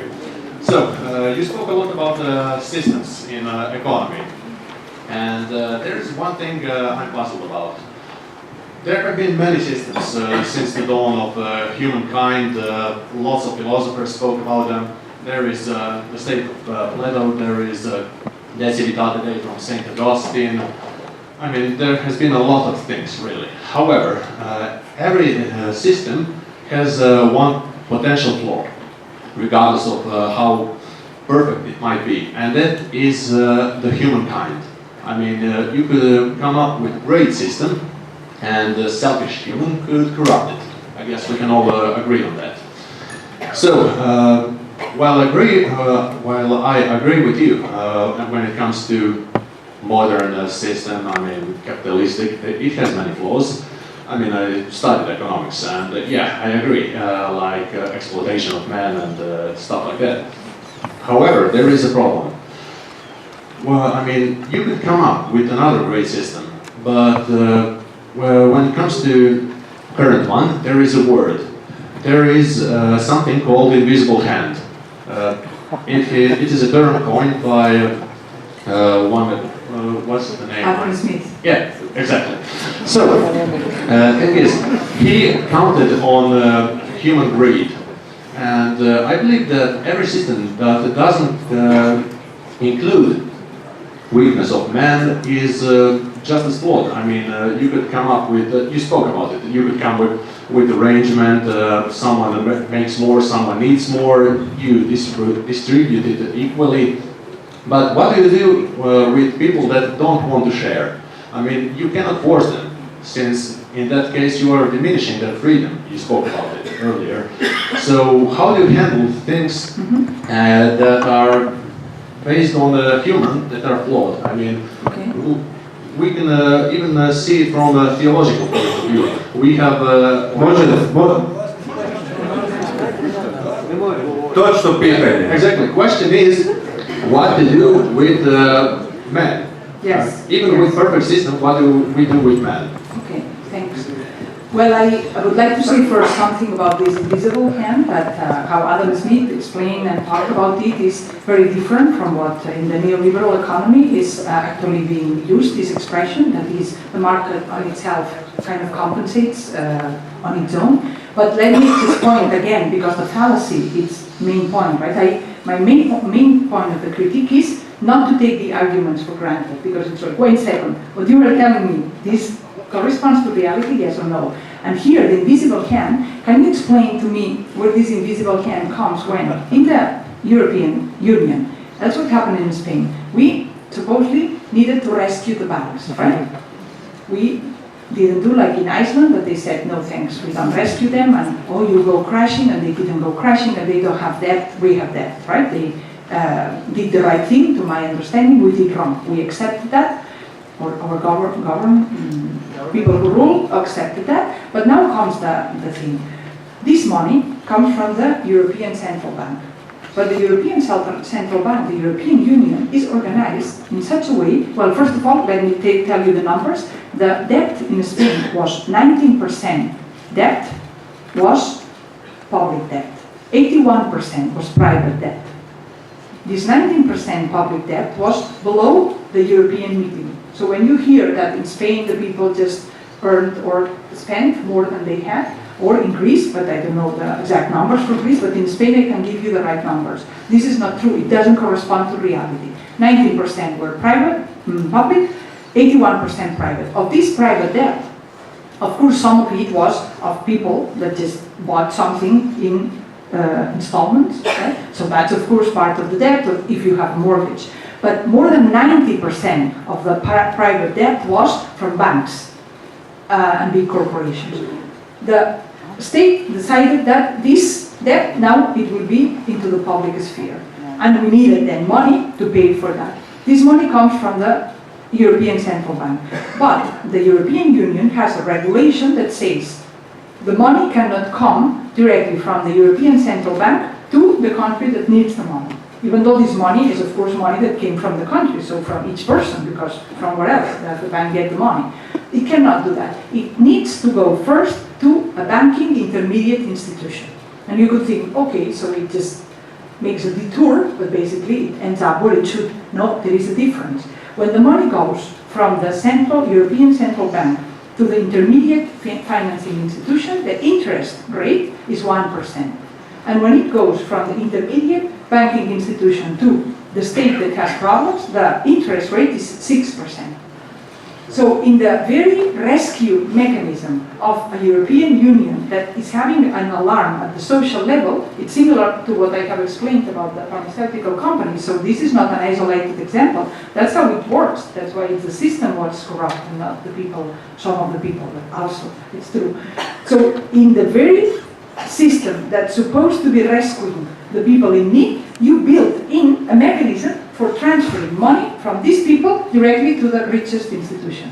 This is what my first thing to say. The Adam Smith, we could discuss at the economical level what exactly meant Adam Smith when he talked about it, but the truth is that it is outrageous to invocate or talk about the invisible hand when you institute mechanisms that are redistributing the wealth at greater speed and in the wrong direction. Right? So that's what we have, that's how I understand, and I can give many more examples of that. How taxation, I don't know how it is in your country, but in my country is upside down. The people, the more you have, the less you contribute to the tax. And even if you have big business, you can contribute nothing, because then Jean-Claude Juncker, who is now the president of Europe, will give you a tax break in Luxembourg, and then you don't contribute anything. And then he'll be the president of the European Union. What is this joke? I mean, it seems, I don't want to reason like quick or not in a peaceful manner, but it comes a point where this is like an irony. It's really a splash on the face or something. It's too much, right? These inbuilt mechanisms. But wait a second. In the United States, these banks that needed to be rescued, to fall, they call them, got the money from the public, and then when they started making benefits, it gave back the money to the people, right? And in Europe, I don't know if have you rescued banks in Croatia? Yes. Have you? Okay, are they giving back the money? So what? Who decided that? One second, I'll get to that. Who decided that? Is that the invisible hand? Okay, so that's the point, right? That's not the invisible hand. Somebody's there. It is invisible, we don't see it, it's invisible. So somebody's there, okay, in that sense maybe you will correct Adam Smith. But just to be aware that somebody is making decisions. But for example, another example, because this is not a minor thing, I don't know how you call it, the IVA in Spain, this is the tax on, yeah? So if you're making any type of, well, you're selling in this case, or also the IRPF, any economic activity has a taxation, right? No, not any, except one. The speculation, banking speculation, that has no taxation. The invisible hand side. And church in Croatia. Okay, that's also a good point. So this is also to be included, because of course this privilege also, in the sense that the church participates of any privilege, I also speak against that. And I think it's not only not good for the rest of society, that's any church or any religious group gets exempted from taxes that the others have to pay, but it is also not good for the gospel. I cannot come here and preach this freedom, this love, this meaning that, according to my experience, has God, if I have them behind these type of situations. So the church supposedly have already, the Catholic Church, spoken against, but in the practice in Spain, and from what you are telling me, maybe also in Croatia, is not separating from the state as it should. Is that what you are saying? Okay, so this thing with the taxation, you know that the Tobin tax, famous Tobin tax, that's an economist that won the Nobel Prize and was suggesting that we could taxate this financial speculation with 1%. But the IVA is 21%. And then the European Union, the European Council discussed 3 years ago whether they would introduce a 0.01% tax, and they decided against that. So that's the situation. And the money that this financial speculation is moving is, and the comparison is much more, without comparison, than all the productive activity. Because here, also very briefly, but to make more clear this criticism of the economical system, you know how it happens today. It is that the banks, when you go and get a loan, if I now give you, like, you come and say, okay, can you give me 30 euros, right? I give you 30 euros, and then in my accounting, my inner accounting, I write minus 30, right? I have minus 30 because until you give me back the 30, I'm minus in my balance, right? I'm missing 30 euros, that's very logical. The banks don't do like this. Today the banks do. Somebody comes and gets the 30 euros from you, or the 300,000 euros from you, and what you write in your account is that you generated 1 million euros, because you're going to get that with the interests that you don't have and have not become yet, but you write, you are creating money, creating value out of debt. This is how it's working today. And that's why people can say they are circulating in the world 3 times more than everything, all the wealth of the world. But this is impossible, that's inviolable. How are you ever going to solve the debt? Is today, in this financialization time, the debt is the motor of the economic system. And the debt means that we are moving and speculating with something that in itself, it's empty, it's virtual, it's not real. So this is another issue that we could criticize, but just very briefly to address the last part that you said, what about the people? I didn't explain all the other aspects that are important when you talk about these issues, but I often quote this Trotskyist notion of permanent revolution to be into very clear that for me there is no system that we can construct and then just go to rest. And we now have the right system, and now we can trust things will go well. No, I believe that if we really want democracy, if we really want justice, social justice, that's the title of this talk, then we have to be ready to participate in that, counterbalancing whatever power we put in place. If it is a power that's organized differently, if it is a non-capitalist, but it will be some people will be delegated to do certain jobs. And these people we have to watch out, and we have to establish checks and balances, because yes, you are right, this capacity for corruption, I acknowledge, and I want to take it into account. But that is not a reason enough for me to justify, to defend, or to accept a system that it is well beyond, well and contradictory, as I have said, and with all these examples I'm giving, is not acceptable for me, that we cannot do better. We cannot do paradise on earth, I don't think. We cannot do ideal system, I agree with that. But can we do better than what I'm explaining? I'm sure about that.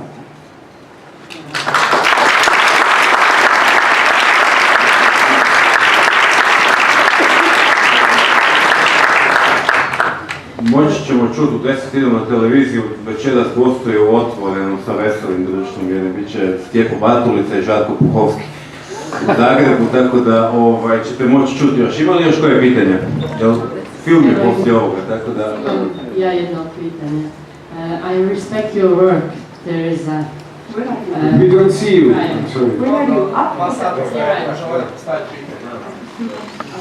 I respect your work, but we are Christians.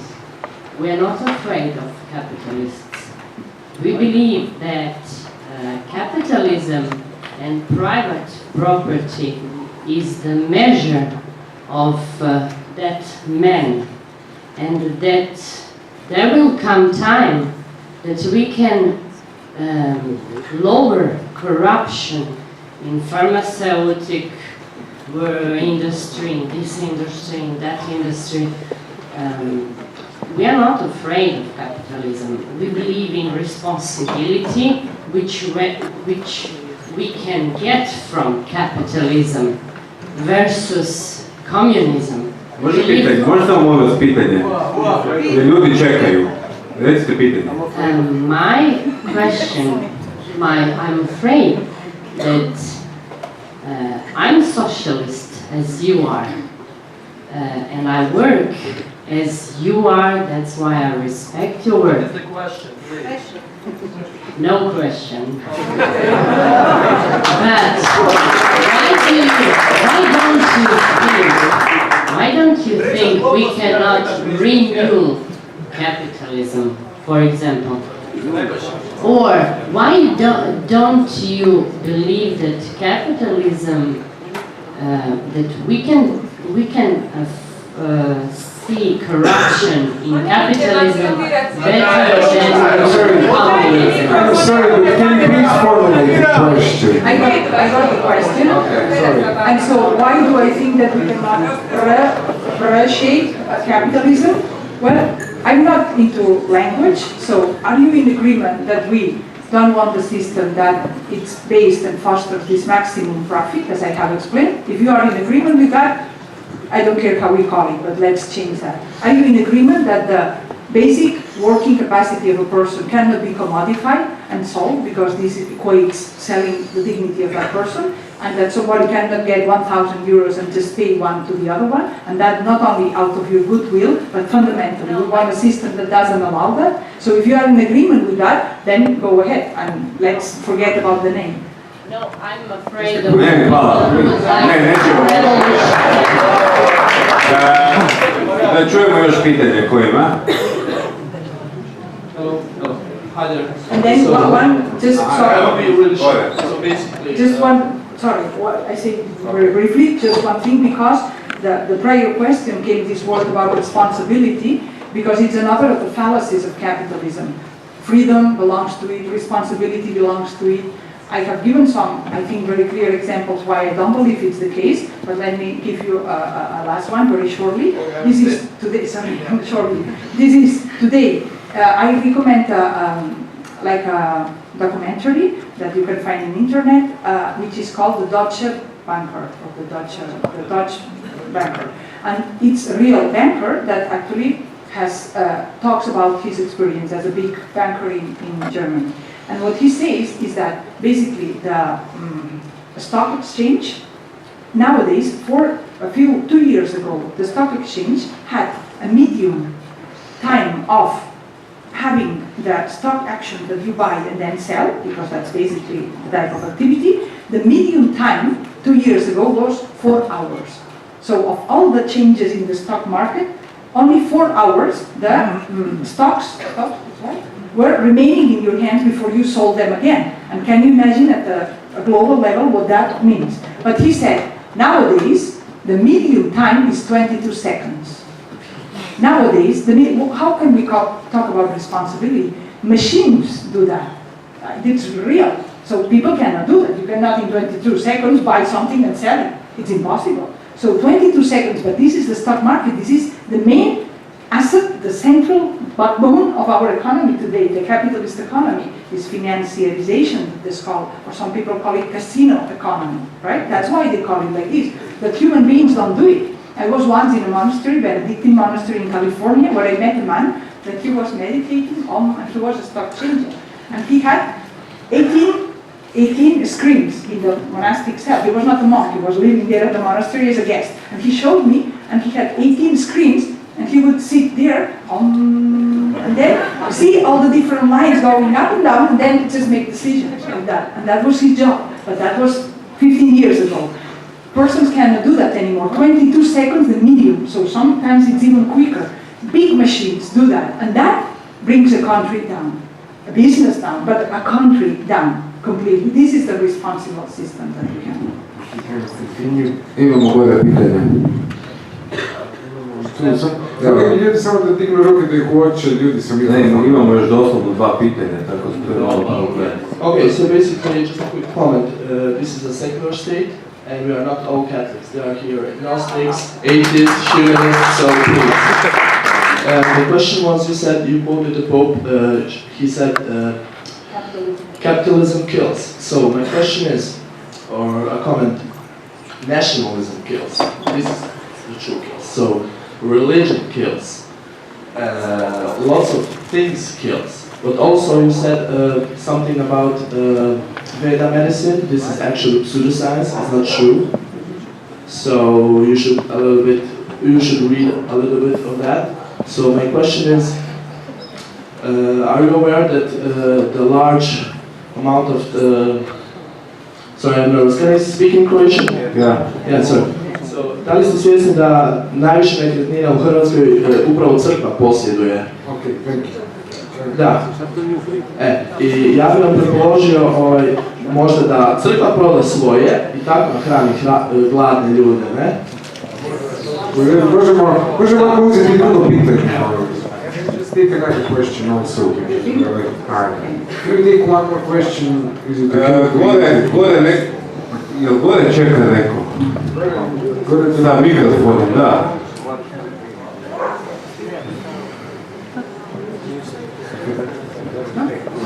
Well, so my question is, do you think that modifying our... Do you hear me? It's very bit louder. Do you think by modifying our current formal education system we could lessen the financial greed of future generations? And if yes, how? Oh, can you repeat, please, because we were looking for you. Can you say again? Can you repeat? Do you think that by modifying our current formal educational system we could lessen the financial greed of future generations? If yes, how? So to the first question, there were different parts. One is this part that I said that the Pope said capitalism kills, but religion kills, and the point that I was trying to make in my lecture is that capitalism kills inherently. So it cannot not kill. And that I could also quote Rosa Luxemburg again when she was aware that this exploitation, ruthless exploitation, it's part of the capitalist system. And I think the history, if you want to read it, it shows like that, because when we in the 80s in Spain, that's when I studied, I could study my whole medicine in a very good state university. I had all healthcare without having to pay directly for it. Of course, it was paid through the budget of the state. And I think I had a very reasonable circumstances or conditions of life. But at that time, in Latin America, I had the worst dictatorships. And this is not by chance. The United States, one of the backbones of this dollar economy that we have, cannot sustain its economy without the weapons market. In Spain, we could not sustain our economy without the weapons market. What does it mean to have a weapons market? What are these people interested in? And how does it affect other countries? So I am completely sure, I back up the Pope in that, and of course many others have said it before him, that capitalism in itself and by its own definition kills, and it's based on exploitation and killing. I don't believe that religion is that the case, but of course I acknowledge that religion has killed, that religion wars have existed, and that there is a potential in religion for killing. Like there is, you could say, a potential in intimate relationships to become violent. That's true too. And it's very important. It's not a minor thing. You can violate, right? Rape. You can rape, and you can beat, and you can do all kind of horrible things, and they are to be denounced, and they are to be open, and they are to be exposed, and laws have to be persecuting that. But I don't believe intimate relationships are inherently evil, are inherently violent. I believe intimate relationships can be a beautiful thing. I believe religion can be a beautiful thing, and in the history there are many examples of beautiful intimate relationships, of beautiful religious attitudes and people. I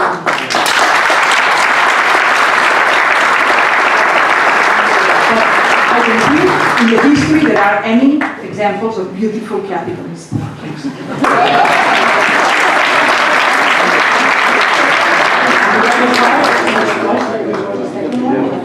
religion, and then about religion owning here in Croatia, I don't know the details in Croatia, but I already said that to me, privileging the church, the Catholic or any other, this is not right on basic justice issues, and also because of whoever believes that this church and this faith and this Jesus has something to tell the world. This is the worst situation you can have to be able to speak about love and freedom and justice. The worst situation is to have this love and freedom and justice associated to the punishment of the state or to the privileges of the state. So I'm against this, and I'm all in favor that we abandon the state of the Vatican and all that we need to abandon to be naked only with the gospel.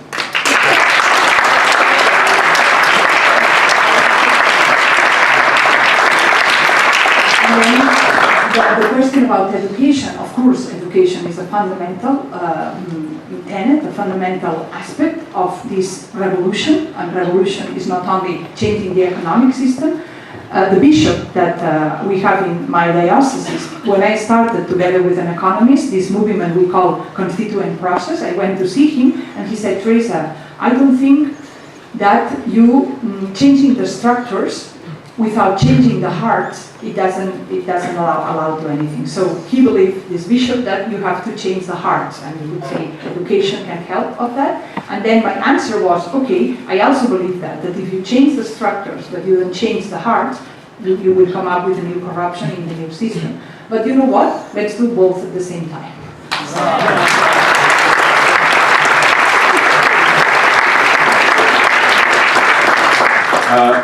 Hvala vam. Evo 2 sata je prošlo.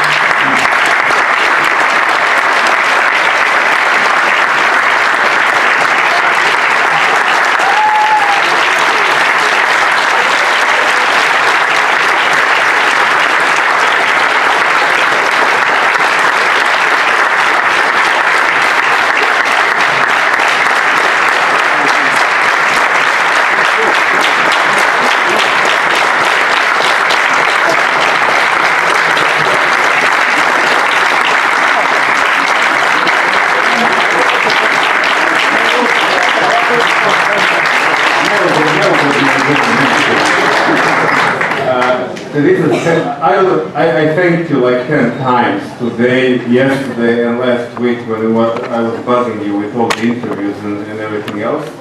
But really thank you, because this meeting means a lot to us. And especially since we don't have an opportunity to hear from the member of the church one strong and really applicable social story. And we invited you basically because of that connection of Christianity with social issues, because all our series is about religion in the public space. Vama hvala što ste došli. Ostali bi, moramo se požuriti, u 10 mora biti na televiziji, mora još nešto i pojesti. Tako da ponovimo, možete vidjeti danas u 10:30 otvoreno. Ono što mi je, nažalost, postoji knjiga na hrvatskom od Terese Forcades. Nagovarali smo da dođe ovdje prodavati knjigu, algoritam nismo uspjeli, ne znam zašto. Tako, zato što je propao, dobro. Uglavnom, hvala vam lijepo.